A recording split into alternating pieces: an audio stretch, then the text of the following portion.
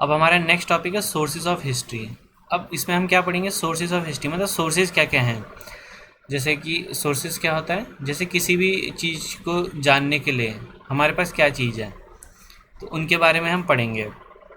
जैसे कि आप देखा होगा कि राजस्थान में कई सारे फोर्ट्स या फिर पुराने ज़माने की चीज़ें रखी हुई हैं, तो उनसे हम कैसे पता कर सकते हैं, उनको देख के ही पता लगता है कि लोग पहले ज़माने में कैसे रहते थे, उनका रहन सहन कैसा था। तो वो किला हमारे लिए क्या हो गया, एक तरह से सोर्स हो गया। तो इसी तरह से दो मेन सोर्स होते हैं, जो भी आर्कियोलॉजिस्ट्स होते हैं, जो भी हिस्टोरियंस होते हैं, जो हिस्ट्री को रीड करते हैं। कौन कौन से हैं? First is literary source. पहला होता है लिटरेरी सोर्स। क्या होता है लिटरेरी? जैसे इसके नाम से कि लिटरली मीन लिटरेचर, यानी कुछ लिखा हुआ या फिर कुछ बनाया गया या फिर ऐसी जो चीज़ें होती हैं, जैसे पेंटिंग हो गई या फिर कुछ लिखा हुआ, इंस्क्रिप्शंस हो गए, ये सब चीज़ें लिटरेरी सोर्स में आती हैं। और दूसरा जो मेन सोर्सेज है हमारा, जिसके बारे में हम पढ़ेंगे, वो है आर्कियोलॉजिकल सोर्सेज। आर्कियोलॉजिकल सोर्सेज क्या होंगे? जैसे कि मूर्तियाँ हो गई, कॉइन्स हो गए, सिक्के पुराने ज़माने के, जो मतलब लिखी नहीं है, जो मतलब ऐसे फिज़िकल तौर पे हमारे पास हैं, उन्हें हम कहते हैं आर्कियोलॉजिकल सोर्सेज। तो पहले हम लिटरेरी सोर्स के बारे में पढ़ेंगे।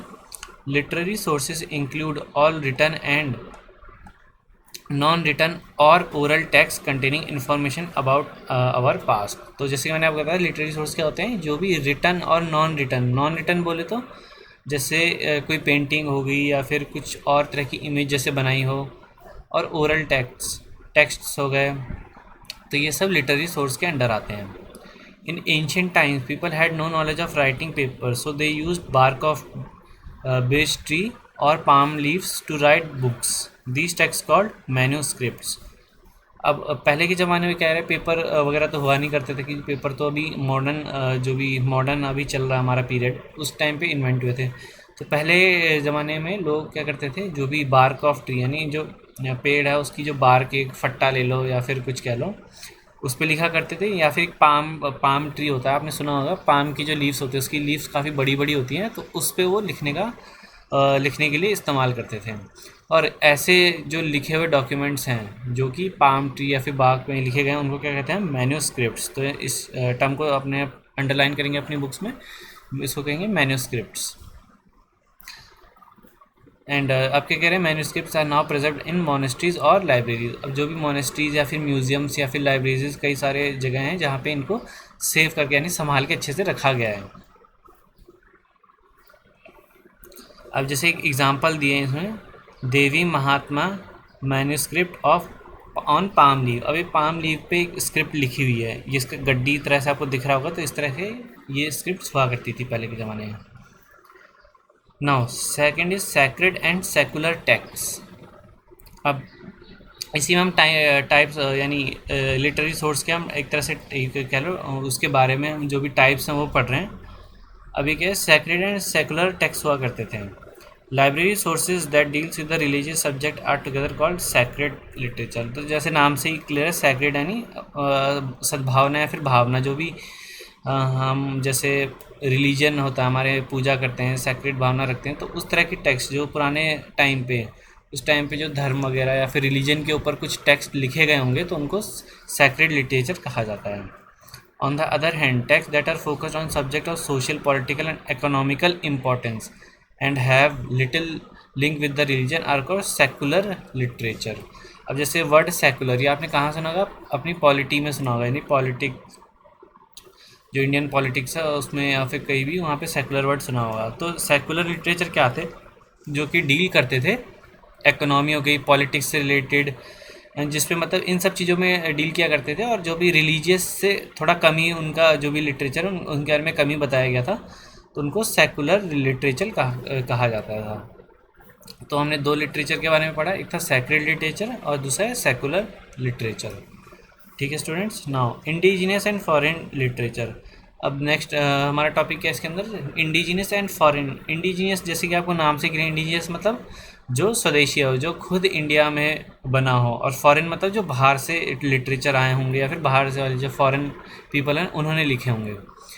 Literature text written in the past by the people of our country is called indigenous. जैसे मैंने बताया, जो भी हमारे पीपल यानी खुद इंडिया के पीपल ने लिखा होगा, उसे हम इंडिजिनस लिटरेचर कहते हैं।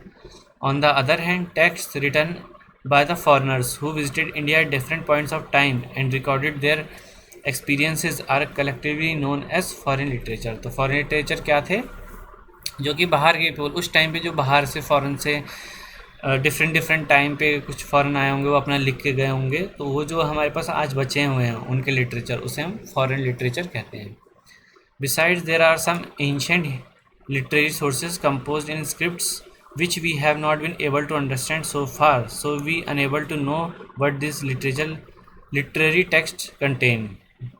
The Harappa script is an example of such script। You will read more about scripts in chapter 4।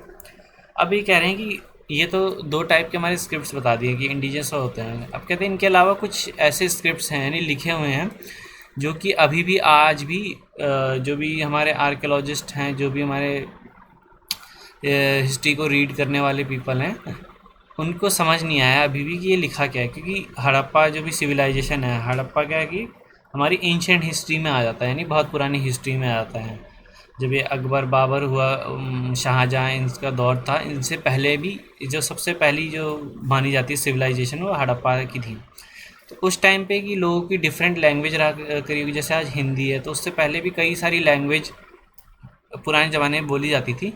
तो मे भी वो कुछ उस लैंग्वेज में लिखे हैं या फिर उस चीज़ों में लिखे गए थे जो कि आज भी अंडरस्टैंड कर पाना बहुत मुश्किल हो रहा है हिस्टोरियंस के लिए। ठीक है students, now next one is inscriptions. अब इंस्क्रिप्शंस क्या होते हैं? Inscriptions were another important means of recording information during the past. Usually they are writing and found engraved on the stone, tablets, pillars, metal plates, wall of caves, etc. अब inscription क्या होते हैं? जो भी written text होते हैं जो कि पत्थरों या फिर किसी पर्टिकुलर प्लेस, सॉलिड जगह पे लिखा गया हो। अब आपने जैसे कि राजस्थान के फोर्ट देखे होंगे, कई आपने देखा होगा पत्थरों पे कुछ टेक्स्ट लिखा रहता है, कोई डिफरेंट भाषा में, या फिर कुछ चित्रकारी की जाती है पत्थरों पे, तो उनको कहते हैं इंस्क्रिप्शंस। और ये कहाँ कहाँ की जाती हैं? ये कहाँ, जैसे स्टोन टैबलेट यानी पत्थरों की सरफेस हो गया, पिलर हो गए, पिलर पे मेटल प्लेट यानी धातु की कोई प्लेट होगी उसके ऊपर, दीवारों के ऊपर, जो यहाँ पे लिखे गए जो भी टेक्स्ट हैं उनको हम कहते हैं इंस्क्रिप्शंस। ठीक है स्टूडेंट्स, एंड द स्क्रिप्शन और रिटन इन डिफरेंट लैंग्वेजेस। जैसे मैंने कहा आपको बताया कि पहले कई सारी लैंग्वेज, आज भी जैसे कई सारी लैंग्वेज बोली जाती है, तो पहले भी कई सारी बोली जाती थी और वो डिफरेंट लैंग्वेज में लिखे गए थे। The study of inscription is called epigraphy. अभी आप टिक मार्क करेंगे, द स्टडी ऑफ इंस्क्रिप्शन यानी इंस्क्रिप्शन की इनको स्टडी करने को क्या कहते हैं? हम एपिग्राफी कहते हैं। नाउ तो ये सब तो हमने पढ़ा कि लिटरेरी सोर्स, जो भी लिखित सोर्सेज हमारे पास हैं उनके बारे में पढ़ा। अब जैसे कि हमने बताया था दो सोर्सेज क्या क्या हैं, लिटरेरी और दूसरा है आर्कियोलॉजिकल। अब हम ठीक है students, have a good day and take care.